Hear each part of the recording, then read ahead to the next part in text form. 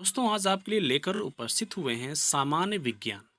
यदि आप किसी भी एक दिवसीय परीक्षा की तैयारी कर रहे हैं तो ये सेशन आपके लिए बहुत ही महत्वपूर्ण होने वाला है। तो यदि आप अभी तक हमारे चैनल को सब्सक्राइब नहीं किए हैं तो हमारे चैनल को सब्सक्राइब करके और बेल आइकन को प्रेस कर लें, जिससे आने वाली हर वीडियो का नोटिफिकेशन आपको मिले सबसे पहले। तो चलिए शुरू करते हैं। दोस्तों इसमें देख पा रहे हैं आप, इसमें हम लोग कवर करने वाले हैं वैज्ञानिक यंत्र व उपकरण। वैज्ञानिक यंत्र व उपकरण को इसमें आज कवर करेंगे। तो इसमें आप देख पा रहे हैं, पहला है आइडियोमीटर। आइडियोमीटर क्या होता है? आइडियोमीटर वह है, इस यंत्र द्वारा ध्वनि की तीव्रता का मापन होता है। इस यंत्र द्वारा ध्वनि की तीव्रता का मापन होता है, उसे आइडियोमीटर कहते हैं। नेक्स्ट है एनीमोमीटर। एनीमोमीटर क्या है? इसके द्वारा वायु की गति का मापन किया जाता है, जिसे कहते हैं। आमीटर क्या होता है? आमीटर विद्युत धारा को मापा जाता है। इलेक्ट्रिक करंट यानी इलेक्ट्रिक करंट कितना है, आमीटर के द्वारा इसका मापन होता है। नेक्स्ट देखेंगे बैरोमीटर। तो बैरोमीटर आपको पता होगा, वायुमंडलीय दाब को मापने का एक यंत्र है। अगला क्रोनोमीटर। जलयानों में सही समय का पता लगाया जाता है क्रोनोमीटर के द्वारा। चलिए आगे नेक्स्ट देखते हैं। नेक्स्ट आपका है केस्कोग्राफ। ये केस्कोग्राफ पौधों की वृद्धि ग्रोथ मापने का यंत्र है। इसके द्वारा पौधों की वृद्धि का मापन किया जाता है। नेक्स्ट है फायदोमीटर। फायदोमीटर क्या है? तो फायदोमीटर समुद्र की गहराई का मापक यंत्र है। अगला है गाइगर मूलक काउंटर।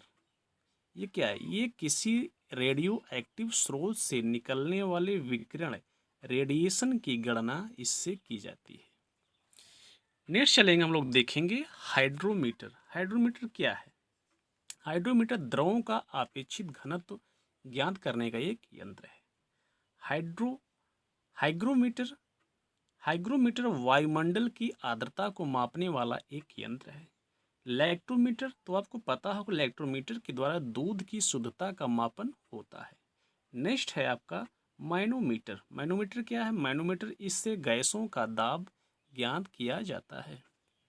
Next periscope. तो ये पेरिस्कोप क्या है? पेरिस्कोप मुख्यतः पनडुब्बी में प्रयुक्त होता है। इसकी सहायता से समुद्र की सतह का आकलन किया जाता है। नेक्स्ट आपका है पायरोमीटर। पायरोमीटर क्या है? पायरोमीटर के द्वारा उच्च ताप का मापन किया जाता है। नेक्स्ट आपका है रेन गेज। तो रेन गेज आपको पता होगा, रेन गेज जो है इसे वर्षा मापक यंत्र कहते हैं। इसे बरसात का जो है मापन इसके द्वारा किया जाता है। नेक्स्ट आपका है सिस्मोग्राफ या सिस्मोमीटर। सिस्मोग्राफ या सिस्मोमीटर के द्वारा भूकंप की तीव्रता का मापन किया जाता है। सिस्मो मैनोमीटर, स्फिग्मो मैनोमीटर के द्वारा रक्त दाब का मापन किया जाता है। सोनार क्या है? सोनार वह है जिसके द्वारा समुद्र के अंदर छिपे पदार्थों का पता लगाया जाता है।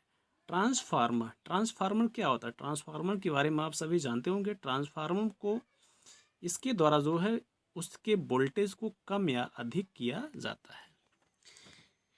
नेक्स्ट आगे हम लोग अब कवर करेंगे इसमें मुख्य चिकित्सीय उपकरण एवं विधियां, यानी कौन कौन सी उपकरण विधियां हैं और उसके द्वारा क्या किया जाता है, उसको इसमें हम लोग कवर करेंगे। तो इसमें आप देख पा रहे हैं, पहला इसमें आपका है पेस मेकर। यह क्या है? इस उपकरण द्वारा हृदय की नियमित रूप से स्पंदन तथा उस धमनियों में रक्त प्रवाहित होता है।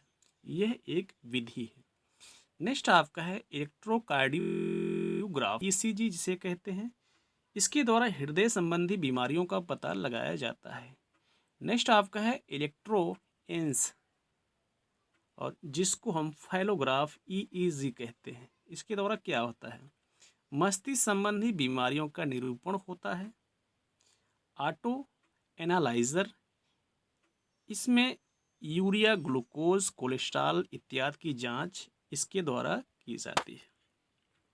आगे चलेंगे, इसमें आप देख पा रहे हैं सीटी स्कैन। तो सीटी स्कैन के बारे में आप जानते होंगे क्या है? इसके द्वारा संपूर्ण शरीर के किसी भाग में असामान्यता का पता लगाया जाता है। बायोप्सी क्या है? बायोप्सी एक ऐसी विधि है जिसके द्वारा कैंसर की जांच करने की एक ये विधि है। नेक्स्ट देखेंगे एलिसा टेस्ट। एलिसा टेस्ट क्या है? एलिसा टेस्ट के द्वारा एड्स परीक्षण किया जाता है। ऑटोप्सी क्या है? ऑटोप्सी मृतक शरीर की जांच या पोस्टमार्टम को कहते हैं।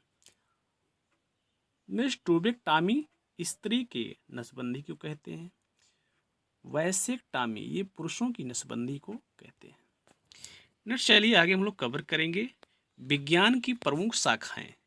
आपके हर परीक्षाओं में यहाँ से कोई न कोई क्वेश्चन अवश्य ही पूछ लिया जाता है। तो यदि आप अभी तक हमारे चैनल को सब्सक्राइब नहीं किए हैं तो हमारे चैनल को सब्सक्राइब करके बेल आइकन को प्रेस कर लीजिए, जिससे आने वाली हर वीडियो का नोटिफिकेशन आपको मिले सबसे पहले। और इस प्लेटफॉर्म पर आपको हमेशा हर रोज़ डेली वीडियो अपडेट होती रहती है। तो चलिए हम लोग इसमें कवर करने वाले हैं विज्ञान की प्रमुख शाखाएं, यानी साइंस की और कौन कौन शाखाएं हैं और उसमें किस किस चीज़ों का अध्ययन होता है। इसमें पहला आप देख पा रहे हैं एंथ्रोपोलॉजी। एंथ्रोपोलॉजी क्या है? मानव प्रजातियों का अध्ययन करने वाला एक विज्ञान है जिसमें मानव प्रजातियों का अध्ययन होता है, उसे एंथ्रोपोलॉजी कहते हैं। एग्जाम में क्वेश्चन पूछ सकता है कि मानव प्रजातियों का अध्ययन करने वाला विज्ञान क्या कहलाता है, तो वह आपका एंथ्रोपोलॉजी कहलाता है।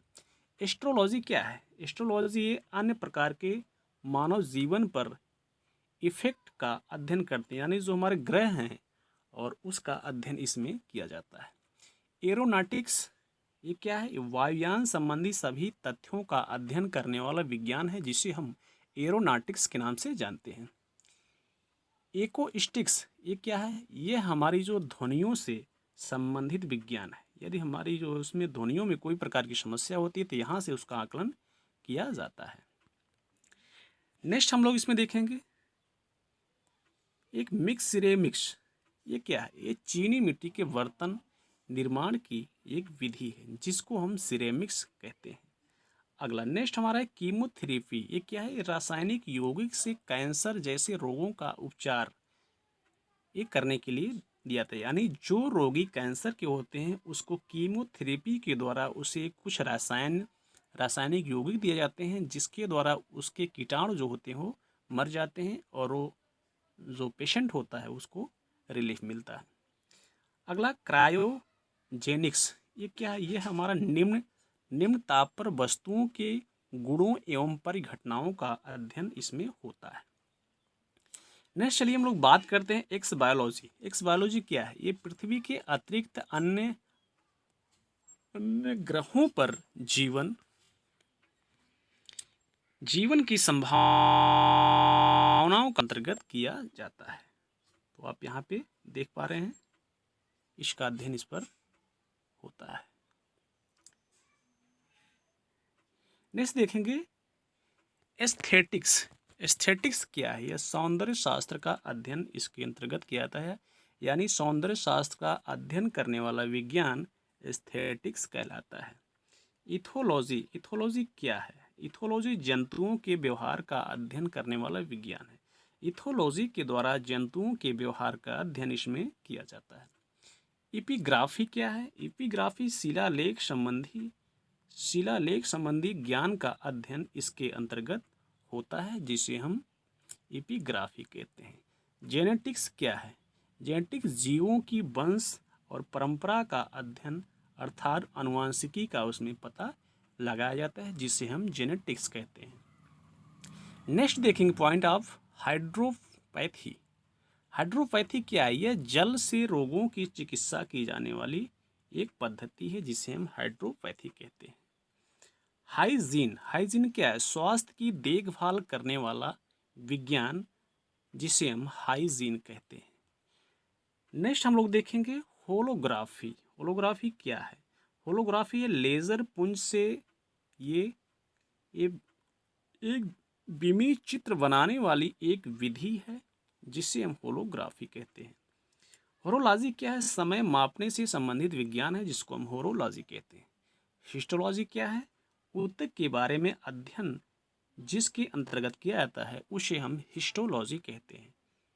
हीलियोथेरेपी यह सूर्य की किरणों से रोगों का उपचार इसके द्वारा किया जाता है।